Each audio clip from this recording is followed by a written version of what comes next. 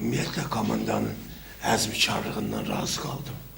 Ancaq bir balaca masterstvada, yani demərəm ki, Intermen'den masterstvada şüşüydü, özümüzün masterstvamızda.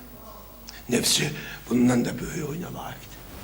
Komanda mənim əlimin altından çıxırsa, mən bu komandanın nəyə qadir olduğu nəzərdir. Bu oyunları 17 gündür fasilə öz sözünü dedi. Düzdür, çok şükür olsun, o unutmuşum. Yani sizden gizletmirəm, Inter'le ben onu oynayasam onu da tutacağım. Niye? Çünkü ben artık bu adamın əlini oxumuşum.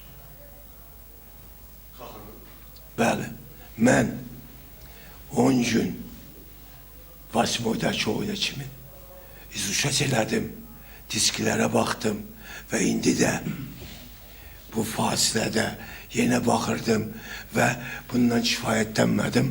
Dedim, ola bilər, nəyəsə bir təz iş qoyar ortaya. Vakif Sadıqovla o gün bir məclisdə görüşdük. Axırıncı oyun Inter Azala qarşı oynayırdı. Yoldaşı görüş. Və ayaqüstü bir diskusiyamız oldu. Gördüm ki, yox, köynəməm köynədaz. Bu komandanın bir gol vurmaq başarışı var. Qutardı.